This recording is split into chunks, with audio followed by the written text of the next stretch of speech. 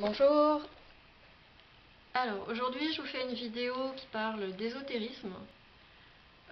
Ça change complètement du thème de la vidéo d'hier qui parlait de santé mentale, quoique on pourrait faire des parallèles.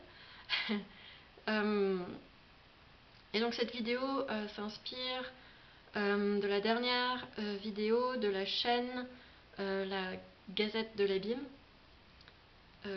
qui expose quelques théories quant à la nature des entités que les psychonautes rencontrent parfois pendant leurs expériences psychédéliques.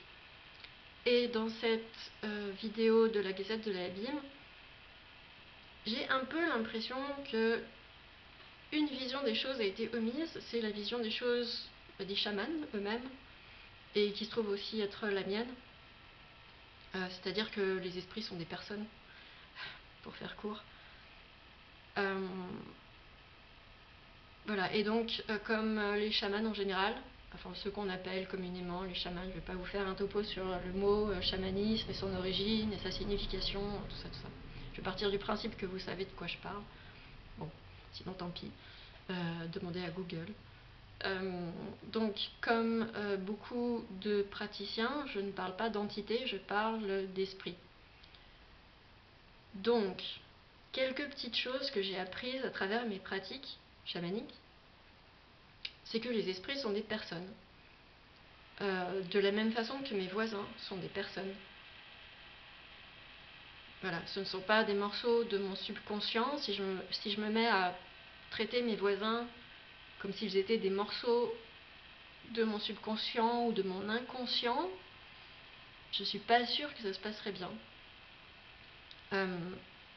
Affirmer que les esprits sont des morceaux de subconscient, alors chacun est libre d'avoir l'opinion qu'il souhaite évidemment, mais ça c'est faire de la psychologie, de la sophrologie, de l'imagination active jungienne du psychiatre suisse Carl Gustav Jung, mais ce n'est pas faire du chamanisme.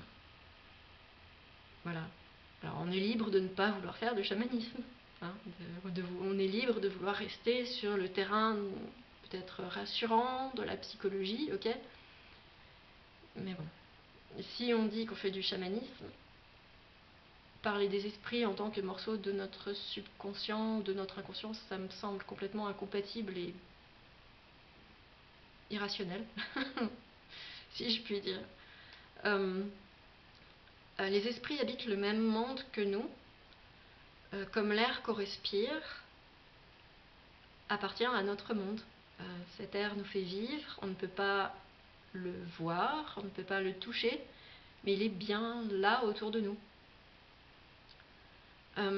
Si les esprits sont parfois ailleurs, c'est à la façon de mes voisins qui habitent ailleurs dans le village, ou qui passent parfois leurs vacances ailleurs, plus ou moins loin d'ici. Pour moi, dire qu'on fait un voyage chamanique ou psychédélique, quand il s'agit de visualiser des trucs dans notre tête, pour moi, ça revient à dire qu'on fait un voyage quand on regarde la télé.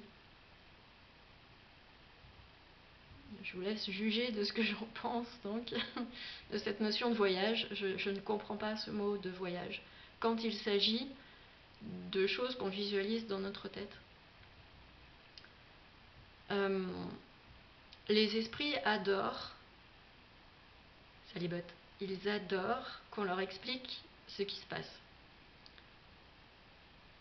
qu'on leur explique le monde, en l'état actuel des choses, ce qu'on fait, pourquoi on le fait.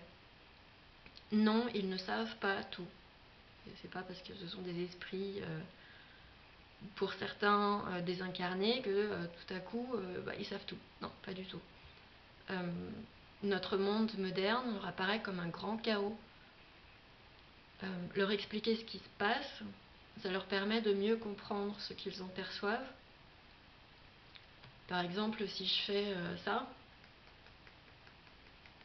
je tapote sur une bouteille en verre qui contient de l'encre ferro-gallique, donc qui contient du fer. Ça leur permet de comprendre qu'est-ce que ce bruit, qu'est-ce que ce matériau, à quoi ça sert, c'est de l'encre pour écrire.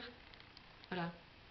Alors que si je laisse ce flacon sur le bureau comme ça, sans le toucher, sans faire de bruit, sans taper mon ongle contre le verre, ça restera un objet complètement inerte et plus ou moins alien pour eux. Ils auront du mal à comprendre de quoi il s'agit.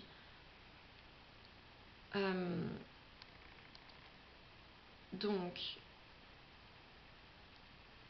non, ils ne savent pas tout. Je lis en même temps, hein, comme ça m'aide un petit peu. Donc, leur expliquer ce qui se passe, ça leur permet de mieux comprendre ce qu'ils en perçoivent. Ils adorent comprendre et apprendre.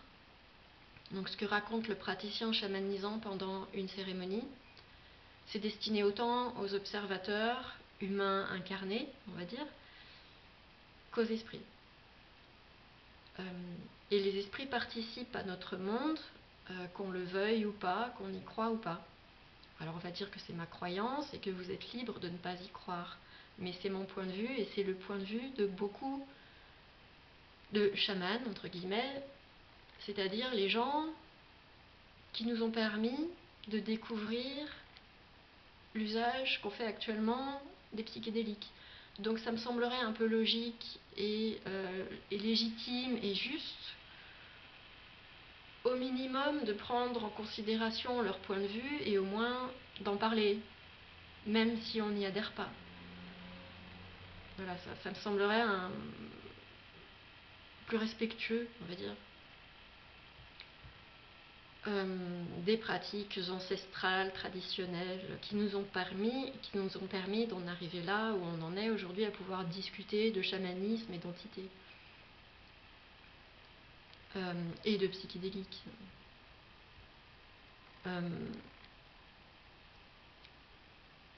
Donc, les esprits participent au monde, qu'on le veuille ou pas, ça c'est le point de vue du chaman, ou du praticien chamanisant. Quand ils ignorent ce qui se passe, quand la situation leur apparaît chaotique, ils sont aussi démunis que nous quand on se trouve dans une situation chaotique. Ça peut les rendre complètement abattus, démunis, ça peut les faire fuir, ou ça peut les mettre en colère, les rendre agressifs, avec toutes les conséquences que cela peut avoir. Leur expliquer les choses, ça les rassure et ça leur donne la possibilité de s'adapter et de contribuer à ce qui se passe d'une façon plus constructive. Les esprits nous perçoivent entre autres à travers le bruit que nous faisons. Aussi, ils sont très sensibles à ce qu'on dit à voix haute, ou au moins en murmurant. Les esprits ont du mal à comprendre notre monde uniquement sur la base, par exemple, du chant des tronçonneuses, des abatteuses et du CAC 40, mais ça ne signifie pas pour autant qu'ils sont stupides. Il ne suffit pas de leur expliquer pourquoi on fait quelque chose de nocif pour qu'ils se mettent à approuver cette chose. Par exemple, il ne suffit pas de leur dire « Bon, on va raser cette forêt de feuillus pour la remplacer par de la monoculture de sapins. On vous promet que ça va bien se passer, qu'on ne fera pas de dégâts, non, pas du tout, et que c'est bon pour l'eau, pour les rivières et pour la faune et tout ça. Alors restez calme, faut pas s'énerver. » Voilà. Quand on a un souci et qu'on souhaite prier pour demander de l'aide, on peut par exemple faire appel aux esprits bienveillants, leur expliquer à voix haute la situation qui nous pose problème, le faire aussi calmement et succinctement que possible, un peu comme si on expliquait le truc à Twitter, en un nombre limité de signes pour que ce soit bien clair et net. Puis on leur demande de l'aide, tout simplement. Voilà. Voilà, il y a un article en lien pour retrouver le texte qui a servi de script à cette vidéo. A plus.